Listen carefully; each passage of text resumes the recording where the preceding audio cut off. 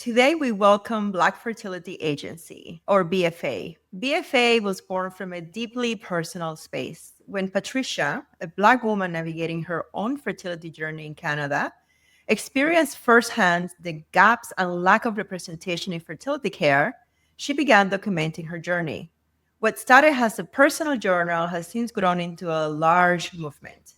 Today, Black Fertility Agency is co-led by Patricia, an executive director, and Ekene, a fellow Black woman and a strategist dedicated to health equity and systemic change. Together, they are working to build a future where Black individuals in Canada and beyond have access to culturally safe, trustworthy fertility care, and where their stories, struggles, and successes are fully seen and fully supported. Hello and good morning, and welcome to my fertility podcast. We are so excited to have both of you here representing the Black Fertility Agency. We've got lots of questions and we have lots of things we want to talk to you guys about. But can you start by telling us, either your personal kind of experiences or what inspired both of you to create the Black Fertility Agency? Yeah, I'll kick us off. And thank you so much again for having us.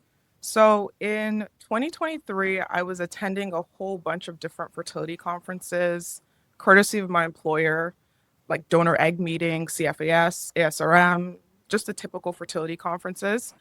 And I've always been the type of person that when I don't understand something, I will always ask questions. And I had a very weird interaction or altercation at one of the conferences when someone asked me, like, what do you do? And I was looking at them. I work in operations. They're like, really? You're sort of like a unicorn. And I thought to myself, I'm a unicorn because I work in operations, or is it because I'm a Black person in this space? And it wasn't until I got home when I was talking to my manager about the interaction that I realized how rare it is to really see someone like me who will always ask questions, will always challenge why something's the way it is, what's the research saying, or how can we better assist X, Y, and Z. And that led me to actually deciding to do my own fertility testing with the intention of at that time freezing my eggs. And when I was doing fertility testing, I realized, maybe I can bring everyone into this experience with me. And that led to the creation of then the Black Fertility Journal. So I decided to share my journey online. I was also interviewing my colleagues and nurses and people who I've met at those conferences in the field about different things like what is egg freezing, what is sperm donation, what is egg donation. Because I really wanted members of my community, the people who were interacting with me online, to really have this information. And they were very basic questions in my mind at the time. And I'm telling you folks, I did not expect my measly online journal to turn into like something really big. And I'm talking, I got specific questions about who should I reach out to find an egg donor? I've already done IVF once. Who do you recommend I go to? Which clinic works? And when I was receiving those specific questions, I'm not a medical professional. I'm in business operations. Business operations is my jam. I I was like, I don't want to turn people away, but I need to help them figure out what their next steps are. Interesting enough, it was around that same time that Ekene and we met up for lunch in Toronto, and I was talking to her about the Black Fertility Journal about that time, and she said that she already saw some of the things I was doing online. And I was just like, you know what? It'd be really great if I can actually meet the needs of these people. And maybe it's time to transition it into an agency format. Because for me, when I think of the word agency, I think of services. I think I can go there for help for something, like something must exist for me. And that's essentially what we did. We transitioned from Black Fertility Journal, just me, to an agency. And then fast forward, that was when? In October last year, Akane, I think, we transitioned. Now we're a team of 8. We have a Wow. US partner, we have a medical advisor, we have a nursing team, we even have like a social media team. marketing team members, and now we support our clients through very personalized concierge style matching service. We've just been greenlit to do an injection assistance program. So now we can actually help folks with their injections who may not want to self-inject. And we also offer one-on-one coaching. So we've built something really transformative over the past, I want to say 10 months. And I'll let Ekene also chime in. Yeah. I think for me, I never thought if you had asked me when I was in York University, living up my life back then, that I would be part of the fertility world at all. It wasn't even something that had crossed my mind in any shape or form. But for myself, I think part of the reason why I was so interested in being involved in this and so interested in what Patricia was sharing about her own story is I moved here as an immigrant. I was an international student, and there's so many questions and so many things that you do not know. And being able to be part of an agency, part of an organization that's sharing that information to other Black people, helping to guide them and make them aware of all of the things that they need to equip themselves with going into some of the conversations with their healthcare practitioners is something that I just thought was really amazing. And I think BFA was born out of that gap that both Patricia and I saw in our community and that lack of education and information that we were hoping to fill. And we didn't want to wait around to see if somebody was going to come in and fill that gap when we had the information we needed and the tools that we needed to try to fill that gap in any way that we could. Thank you so much for sharing that. So now that you have spoken about what led to the birth of Black Fertility Agency, can you tell us what is the mission behind Black Fertility Agency and what makes your work unique in this space? Great question. Our mission truly is to make Black families possible. That's actually also our tagline. So, like I mentioned, we offer a sort of concierge style type of navigation for folks who are either exploring fertility treatments or preservation or wanting to find an egg donor or a surrogate. And we do it in a way that centers our clients' identities, their realities, their goals, and what they want. And I think that's what truly sets us apart from other agencies or people who are doing work in this space. We're not just passive connectors. We're not just going to say, go to this person and walk away and leave you to fend for yourself or figure it out. We are very much in tune with building relationships and sustaining the relationships that we have with our clients. We also, I like to believe we ask really great questions during our intake. And we also make really intentional matches that reflects the person's values, their timelines, their needs with the service provider that they're looking for. So the best way to look at us is we're kind of the intermediaries, we're the middle person, just to make sure that that flow and that cadence of information is being disseminated to the person and vice versa to the provider that we're connecting them with. I'm very proud that we're not a directory. We're very much relationship based. We are connectors. And it's all starts with the 30-minute free consultation that we offer to people just to understand what their journey has been like and where they're hoping to go with their journey. And then from there on, we help them navigate the next steps. We connect them with service providers, whether that's a clinic, whether that's a donor egg agency or a surrogacy agency, because we truly understand that this entire field is often so fragmented and very, very overwhelming. Even for myself coming in as an outsider, I still feel very overwhelmed with the amount of information that exists, but it's like, where do I even begin? Where do I even start? So we know that our clients are often navigating these systems by themselves, and which are systems that weren't really built with them in mind. So we wanted to truly build something that is for them and has them in mind. So that's the mission behind BFA. Thank you for that. You've kind of alluded to, gaps in care, potentially inequities in fertility care, in particular for, let's say, potential patients, let's call them, or people who are interested in fertility. What are they? What do you identify them as? What do you see as those gaps in care, those inequities that led to the creation of this agency or that you are working on hoping to close with this agency? Yeah, so how much time do we have? All the time. This is it. Yeah. This is it. In my opinion, like Okay. this is the meat and potatoes of like what I want to know from you guys. Like as a fertility provider, and obviously bring it to the podcast in the bigger sense, but being selfish and thinking about myself. But this Yeah, is what we want to know. So take all the time. This is the beauty of the podcast format.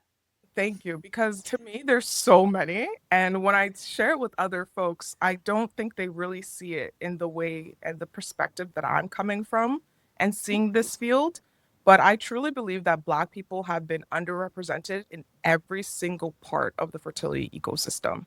Like, I'm not just talking about databases, I'm talking research, marketing, leadership at fertility clinics. It's throughout every sphere that you can think of. And many of us, because we haven't been thought of or researched about, or there's no data that exists, we're often left to navigate this system by ourselves. And I also think because of there's also the absence of tailored support or just like culturally competent tailor support at every stage that it makes it even more difficult to find relevant information as it relates to your own specific fertility journey. So we're talking about just basic information gathering, not even talking about treatment, not even talking about follow-up care. There's just gaps that exist. And it reminds me of the first campaign I ever did as Black Fertility Journal. And I was very excited to do this campaign. It was about everyone should do their AMH test, or like at least the people who were following my journey at that time. I really wanted to push for people to at least understand their ovarian reserve and get tested. Y'all, you wouldn't believe my DMs during that campaign. It actually broke my heart. Some of the responses I got back when people approached their GP or their family physician about wanting to do the AMH test because they heard about it from a girl named Patricia online. One person actually told me that her family doctor said no, just flat out no, that she didn't need it, it's not necessary at her age. Bear in mind, she was around 32, I was 33 at the time, and also because she's unmarried. What? What do you mean? Imagine that. So to her, she's like, oh, well, there's no point because he is my GP. He must be right. And I say, no, just because the person has given you their thought of what you should do doesn't make it like the final answer. And I actually recommended a different family physician for her to go to who was accepting new patients.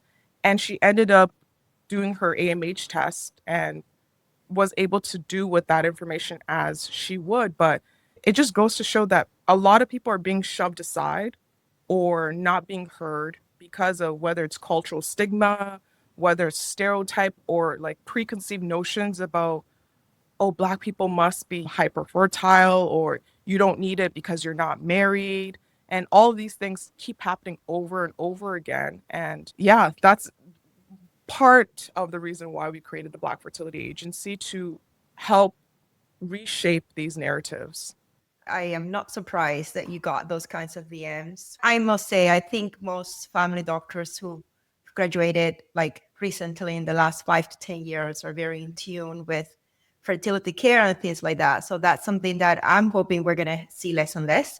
But my question is, you talked about specific gaps and inequality in the Black community when it comes to fertility care. So how does Black Fertility Agency support individuals in the Black community that would be different from, let's say, fertility clinics or other agencies? So I think a big part of what we do to kind of differentiate ourselves is leading with that community first and culture first approach. So whoever's coming to us, I think a lot of the time they've already had an experience at a mainstream clinic or a mainstream agency where they feel like they're just part of a number and they're not really being seen as their own individual person. So there's so many facets of a person's experience, whether it's where they were born, their diet, a lot of things make up a person. And more often than not, people really want to be seen as their own individual and have their care reflect who they are versus just another number or another statistic. So a lot of what we do is trying to make sure that whoever's coming to us, whether that's through our consultations with our nursing team, or even just the first conversation we have with them through our DMs or however they're reaching out to us, that they feel like they're being seen as an individual. They feel like they're going to get the care that reflects who they are as a person. And we try to partner with clinics that we know that if we were to send somebody here, they will be heard. Try to partner with other sort of healthcare organizations, other Black organizations that can help expand the work that we do, whether that's around mental health support, whether that's around just therapy, things along those lines, making sure that we can at least, if we can't provide the tools that whoever's coming to us needs, we can point them in the right direction and be confident in saying, okay, you go here, you're not going to be just another number. That's really important. That's crucial. You mentioned, Patricia, very briefly that there's some of the misconceptions is that Black women are more fertile, right? You mentioned that, which is definitely a misconception. I can attest to that as a fertility specialist. But I'm curious, what are the other myths that you hear that applies to the Black community? I would say that one of the biggest myths is that fertility is just a woman's issue. And I'm sure you both hear that all the time when either like couples come into the clinic and only the woman is speaking and the man is kind of just like in the background, just watching. Because even in our community, we don't do testing. Like doing testing before getting married or before deciding who your partner is isn't the norm. Those things typically happen after you're married. And then often the blame is left on the woman if they're not getting pregnant right away. Or it must be her fault that they've been married for 10 years and they have no children. So that's a very big misconception that I see and hear more often than I would like. Another one is that IVF is something that only rich people can do, and you're seen as less than a woman if you go through that route, which is absolutely not true. Unfortunately, IVF is quite expensive. However, I am a big believer that, the government, there's going to be more funding. Please. There's going to be more funding and more resources to allow people to access IVF, third-party reproduction. It's really not a rich person's route to take. I personally have friends who've gone through IVF and they're by no means quote unquote rich. They were just able to utilize the benefits that they had at work, which I think is also something that's been really untapped by a lot of people. Sometimes you have these extended health and benefits support through your workplace, whether that's progeny or whatever. And a lot of people don't look at those options as well. But one way that we're working on breaking and dismantling those myths is by saying infertility is a medical issue. It's not a moral failure on the woman's part, the man's part, whomever's part. And for fertility, say that again one more time for the people in the back. That is something. Should be a bumper sticker. Should be on a T-shirt.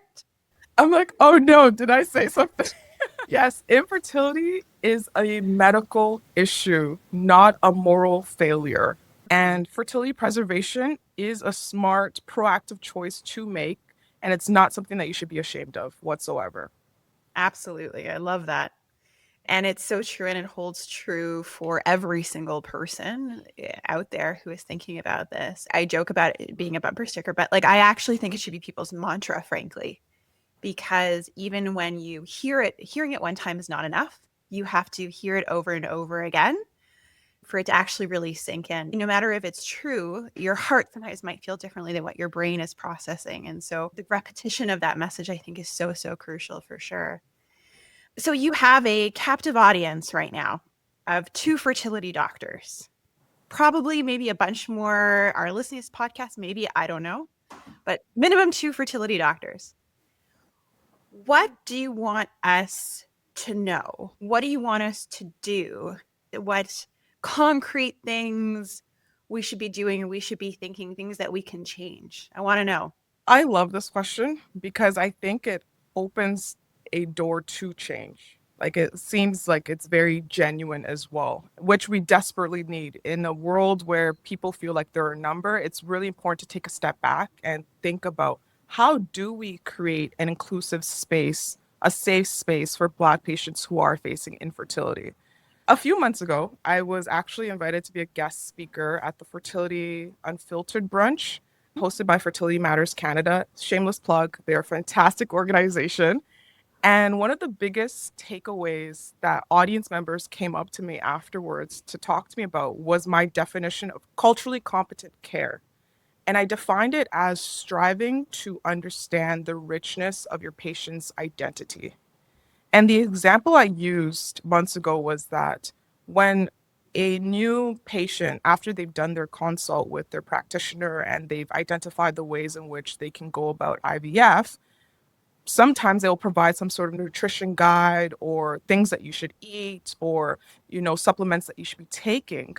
But to kind of unpack that, are we even asking what people eat at home? 95% of the dishes that I eat are Nigerian dishes. So I come into the space as, how am I being heard or understood if my provider gives me a generic guide to adhere to? And that's something that's very basic and surface level, but I think it really starts there. Truly understanding your patient's identity is how you're able to create a very safe and inclusive space. And I also believe that cultural competency has to replace all the outdated notions of patient-centered care. Gosh, I hate that term. I know it's plastered everywhere, but I really don't like it. And I'll tell you why I don't like it. Because it's no longer enough to treat everyone the same. We're not the same. Your experience is different from my experience, which is different from Ekene's experience, which is different from whoever's listening to this podcast's experience.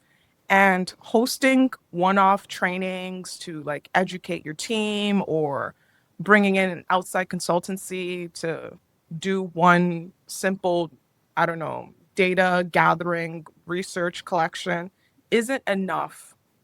I repeat, it's not enough because it doesn't truly translate to how your patients interact with your care teams. I'm telling you right now, it really doesn't. And specifically in a world where more clinics are coming, I know that we have 30 something clinics in the GTA or even in Ontario right now. Patients are no longer staying with the first clinic their GP refers them to. We see in the Facebook groups, they are talking, they're comparing notes, and they're switching. I personally know someone who has switched clinics 4 times before settling at a clinic where she felt psychologically safe. So I think it's really important for healthcare providers to just take a step back and understand that safe spaces aren't just claimed by posting on your website or saying that you're a safe space. You actually have to create it and co-create it with your patients, listening to them, understanding them, starting with the richness of their identity. And we also have to be prepared to take a collaborative effort and maybe sometimes take a step back when we're the loudest voice at the table, something's definitely being missed. And it's important for us to recognize that and learn from it. And I really believe it starts with understanding your patient's identity. I hope that answers the question. I think it answers the question, but I'd like to know more concretely. Let's say you're my patient, Patricia, since I'm going to pick on you since, we're talking about this.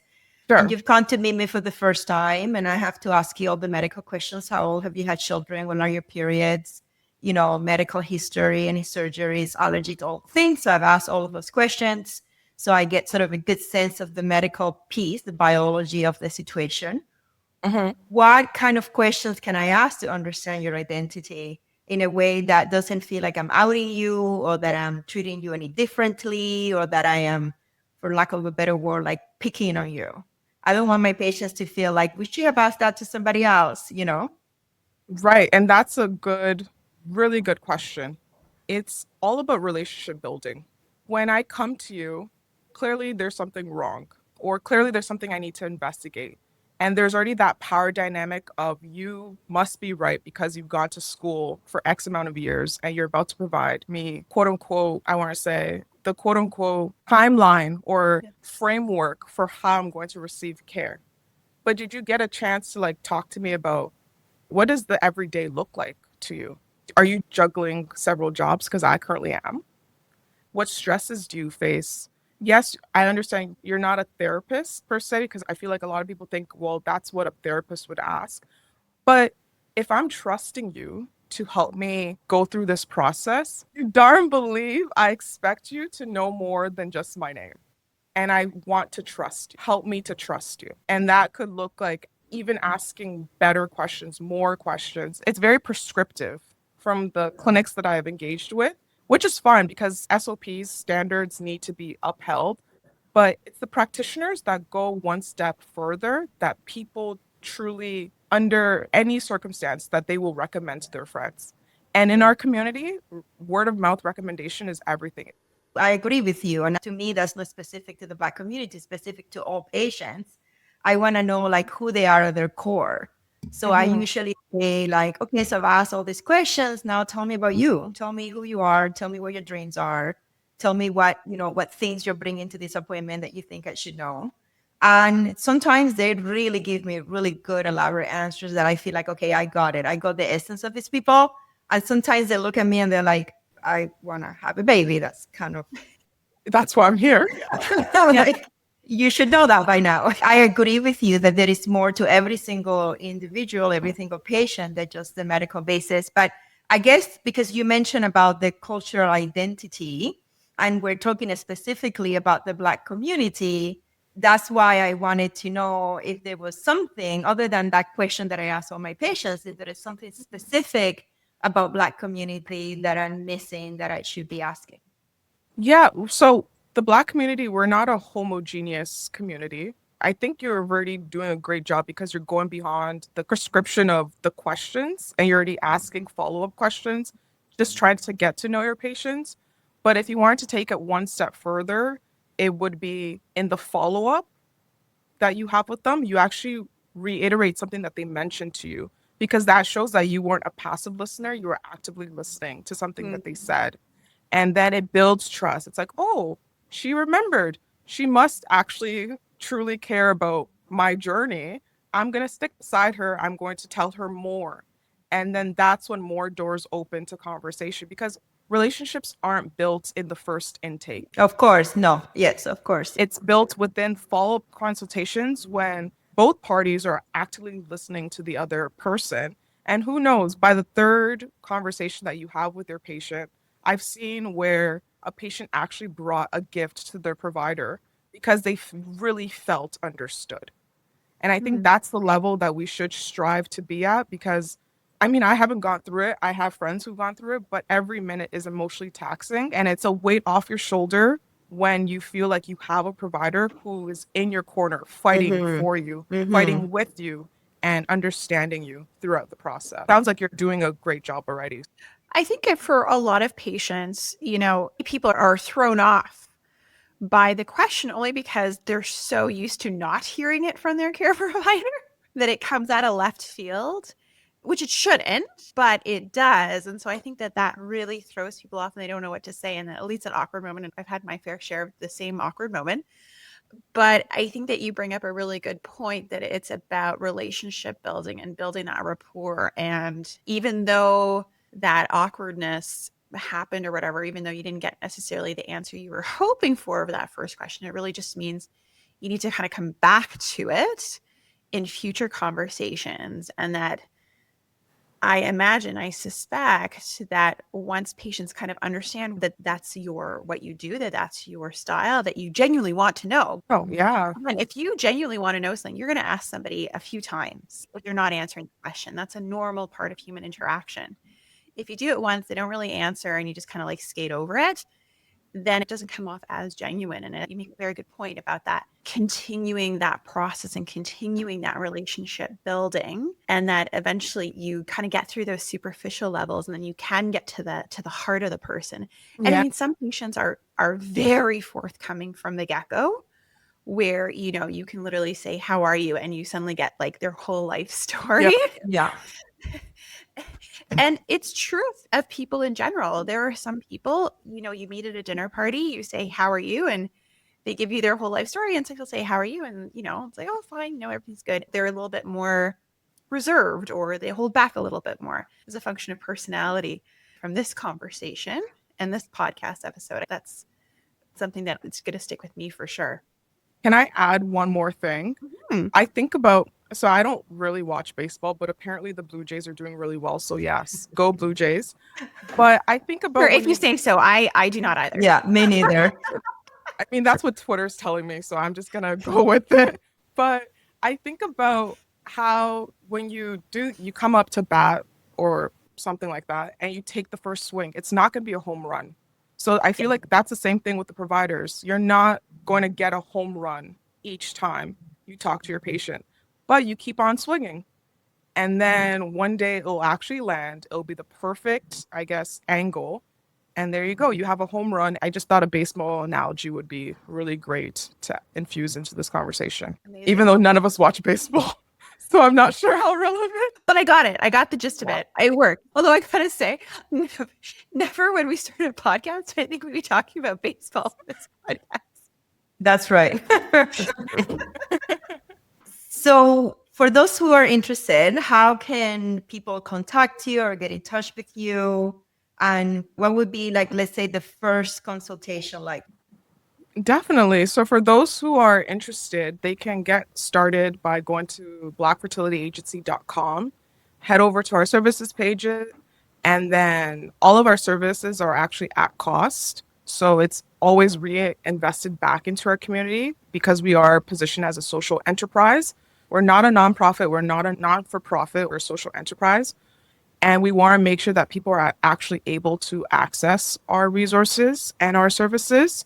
In terms of just following our journey, all social media platforms, YouTube, Facebook, Instagram, Black Fertility Agency, that first consult is really key to understanding what the person's goal is, what the person's identity is, and what values they hold dear. It is 30 minutes, it is free, and it's led by our lead nurse, who's fantastic. And she really tries to get to the root of how we can best serve them. And we always ask, like, what else can we do to better your experience moving forward, even though that's still just the first conversation. And we ask that question because we want to be able to track it as the person goes along their journey and making sure that we're actually meeting their needs and they don't feel forgotten or that we don't know why they truly came to seek our services. It's not easy being a Black individual saying that you're struggling with infertility. It's not easy feeling like you're doing this alone in a society, in a community that often wants you to experience such emotional things by yourself, just by the nature of being a woman or classified as a woman.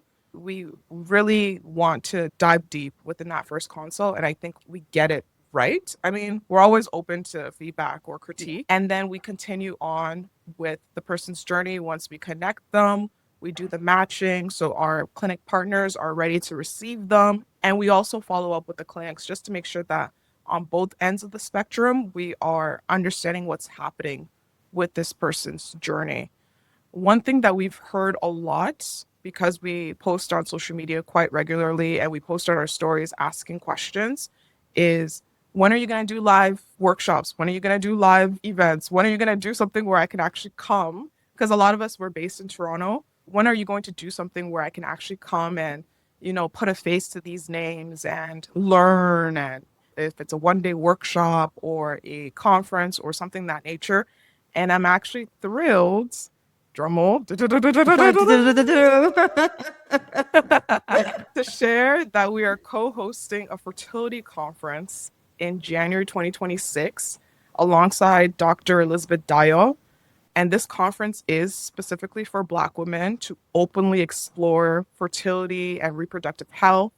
And it's going to be a space that's curated and co-created and designed for those who may be navigating fertility challenges, who, alongside their fertility challenges, they are pursuing really highly ambitious careers, they're in a leadership position, or they just want more information.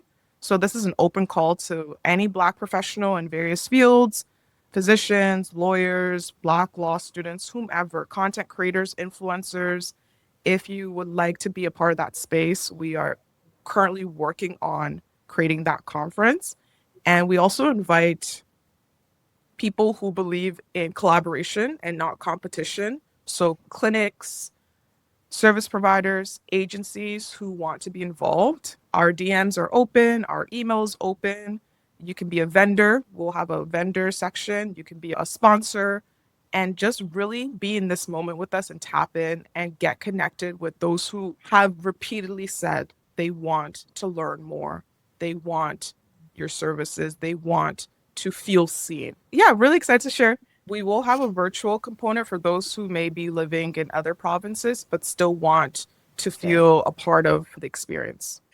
So, we've talked a lot about the Black Fertility Agency and the Black experience as your clients are moving through fertility. What is something that you wish more people knew about infertility in the Black community?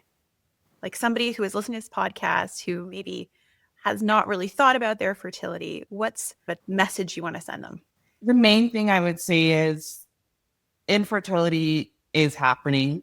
It's happening right now to people that you know, people that you don't know, and you're not alone in that situation. The assumption that Black people, and I think we mentioned this earlier, that Black people are inherently more fertile for some reason is false, and it's kind of a harmful stereotype because it often leads to delays in seeking care, shame around the fact that they're going through something that they don't think other people are also going through.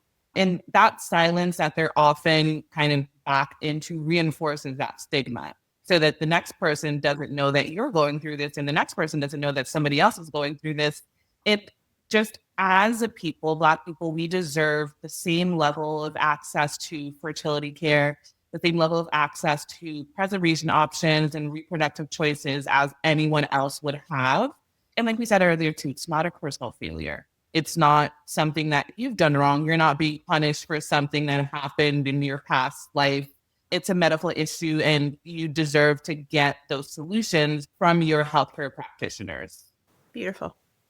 I have one final question to ask you. I'm so grateful that you have spent this hour with us talking about this important issue.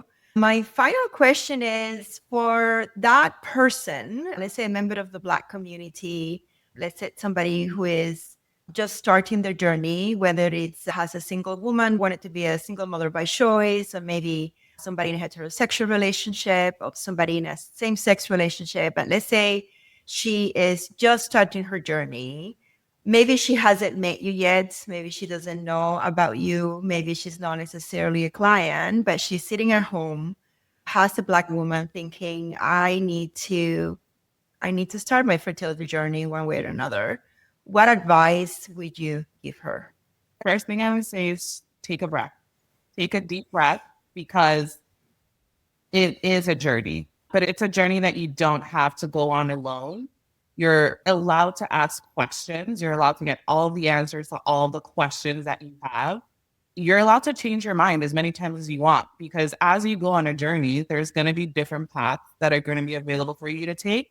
And don't be scared to change your mind. You don't have to be locked in on one decision because life changes and things happen. And as much as the process can feel like a maze, I want to say the Black Fertility Agency is here to kind of hold your hand and walk you through all of those parts of the maze and make sure that you feel seen as you're going through this and you feel cared for. Thank you very much for the work you do. I have to admit, there's two parts of me. When I hear the word, it's a maze and it's overwhelming and people don't know. There is the doctor me, the fertility specialist me, who is like, it shouldn't be like that. And fertility clinics should do better. And I need to do better. And this is one of the reasons we do the podcast. And we put so much work in social media because we recognize that. And in the perfect world, there wouldn't be any need for any other agencies because fertility clinics would fill all of those needs. I know the perfect world, we're far from it. And it's impossible for one entity to fill every single need of a patient because patients are very complex. And there is, like, to your point, there is so many layers to them that it would be impossible for one clinic to fit everything. So I see that. But then on the other part of me is I was a fertility patient. And even though I went through my fertility journey, had an REI working at a fertility clinic, so I didn't have to Google what's an AMH. There was a lot of the parts of my journey that were easy because of the knowledge that I had.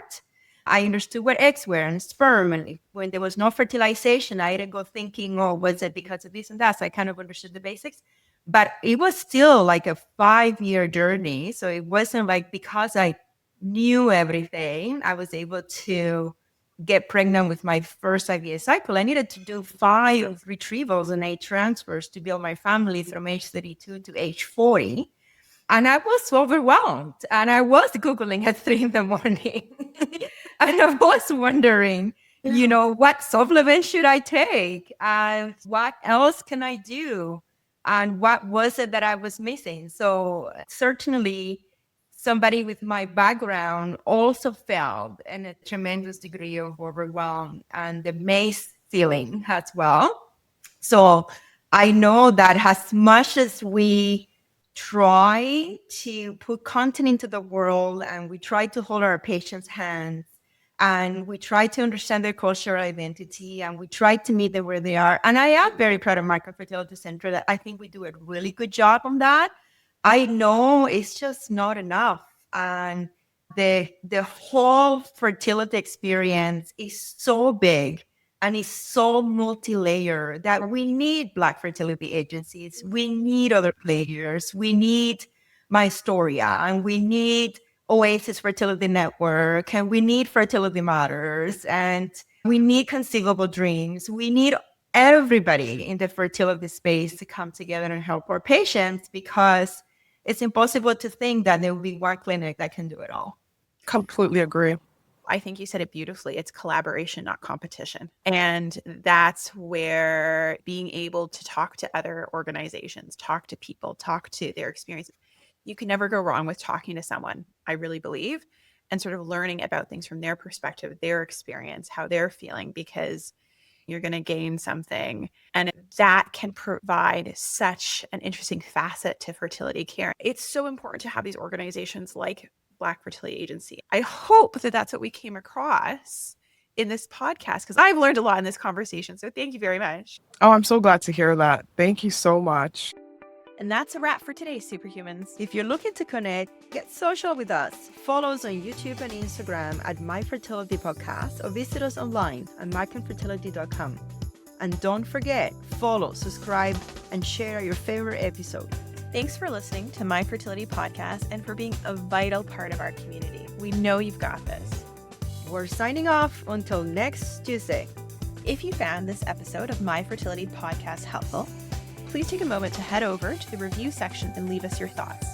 Your reviews and comments are incredibly valuable to us and help guide future episodes. We also welcome you to direct your questions to info@myfertilitypodcast.com. My Fertility Podcast is produced by Rabbit Media Inc. in conjunction with Dr. Garcia and Dr. Weiss. Music by Mixkit. Life is a Dream by Michael Ramirez C. My Fertility Podcast is not intended to replace any type or variation thereof professional medical, health, or legal advice, nor should the content be taken as medical advice. Please contact your primary healthcare professional regarding any medical questions you may have. The information presented in this podcast is based on the knowledge and understanding of the host at the time of recording. Medical knowledge is constantly evolving and new research may change the understanding of health-related topics. While we strive to provide accurate and up-to-date information, we do not guarantee the completeness, accuracy, or timeliness of the content. The views expressed in this podcast by guests are not those of the host or the management. This podcast is not intended to impose any type of discrimination. My Fertility Podcast and its management are not responsible for any losses, damages, or liabilities that may arise from the use of this podcast.